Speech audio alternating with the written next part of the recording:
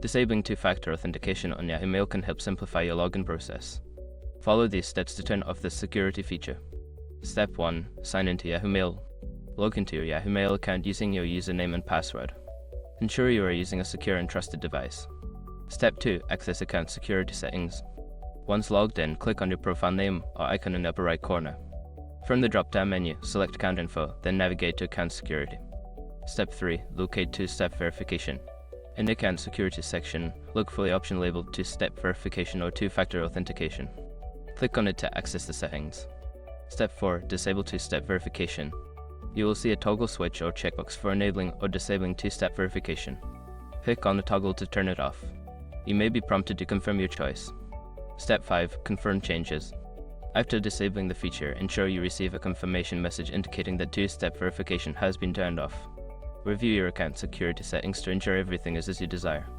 By following these steps, you can successfully disable two-factor authentication on your Yahoo Mail account. Always remember to keep your account secure with a strong password.